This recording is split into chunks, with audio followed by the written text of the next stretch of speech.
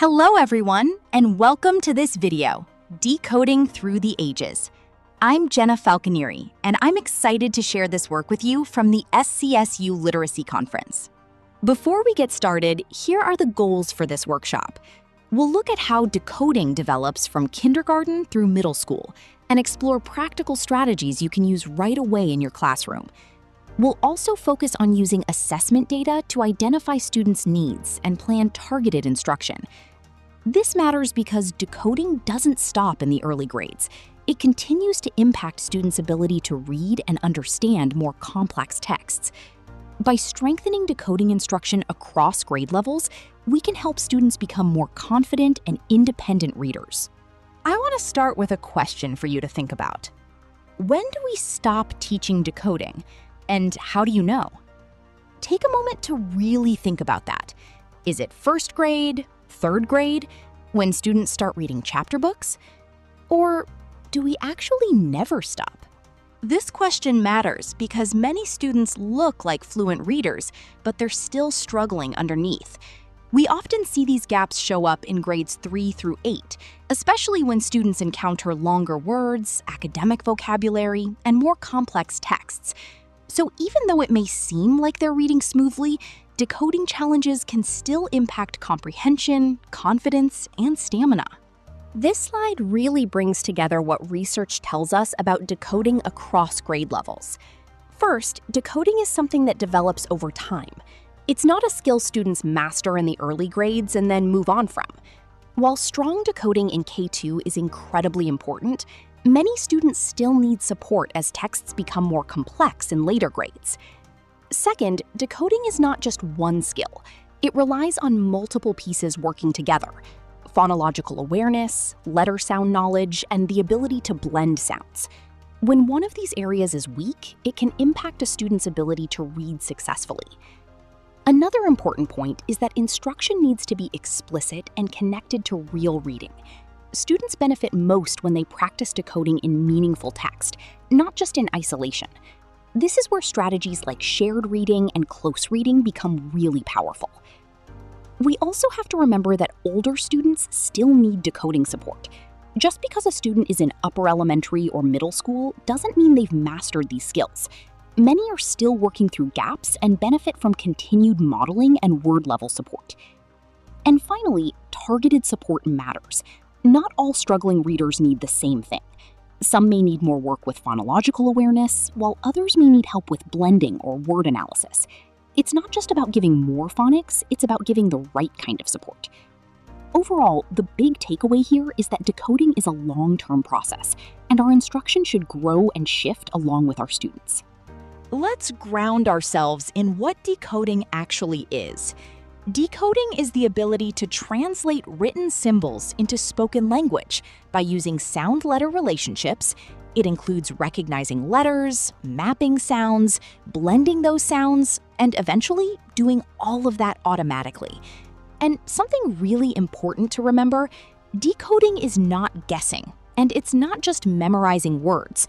It's a structured process that has to be taught. Decoding is hard because reading is not a natural process. Our brains are wired for speaking, not reading, so students have to build new neural pathways through explicit instruction and practice. Before moving on, take a moment to watch the video on this slide. As you watch, think about what stands out to you about how the brain learns to read. Why might some students need more repetition and support than others? When you're ready, continue to the next slide. Learning to decode happens in stages.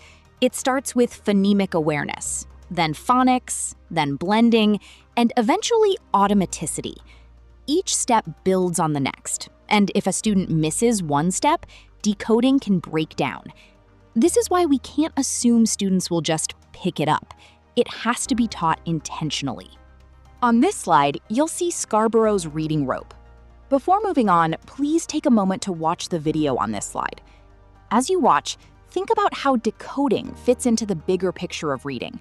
Notice how word recognition and language comprehension come together, and how the strands become more automatic over time. When you're ready, move on to the next slide. Decoding lies in the bottom strands of the rope. These skills, like phonological awareness, decoding, and sight recognition, need to become automatic. If they're not automatic, the brain has to work so hard to read the words that comprehension suffers. Take a moment to think. Which strand do we spend the most time on as teachers? And is that always what our students need? Students move through stages of decoding development, but not all at the same pace.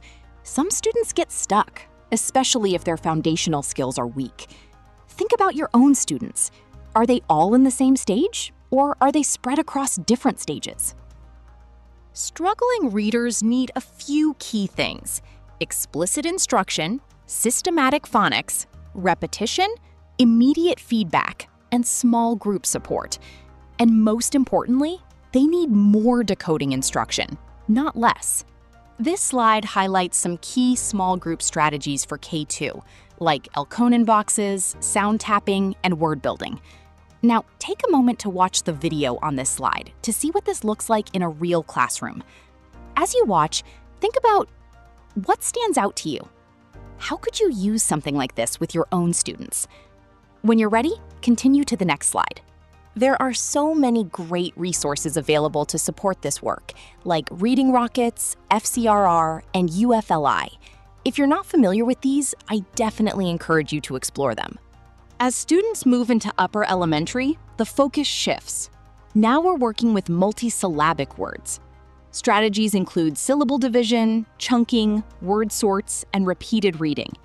This is where many students start to struggle if their foundation isn't solid. On this slide, you'll see a video showing decoding strategies being used with a student. Take a moment to watch the video on this slide. As you watch, pay attention to how the teacher supports the student with breaking down words and guiding them through the process. Think about, what strategies do you notice? How is the teacher prompting the student? How is the student responding? When you're ready, move on to the next slide. Again, there are great resources to support this work: FCRR, UFLI, and others that provide structured activities and support for older students. Here's the big takeaway: decoding does not stop in elementary school. In middle and high school, the focus shifts to morphology, academic vocabulary, and complex texts. Older students often hide decoding struggles, but they are still there. This slide focuses on common instructional mistakes, like encouraging guessing or relying too heavily on context clues. Before moving on, please watch the video on this slide. As you watch, think about what the teacher is doing and how it supports or possibly limits student decoding. Ask yourself, what would I do the same? What might I change? When you're ready, move on to the next slide. Now try applying what we've talked about. If a student reads fluently but struggles with words like important or transportation, what might the issue be? And what strategy would you use? Take a moment to reflect on your own practice. What's one strategy you already use? And what's one challenge you're currently facing? Thank you so much for taking the time to watch and engage with this presentation. Before you go, I'd love for you to think about one takeaway, one strategy you'll try, and one question you still have.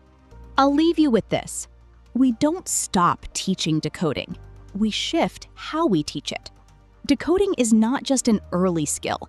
It grows as texts grow more complex. Thank you again for being here.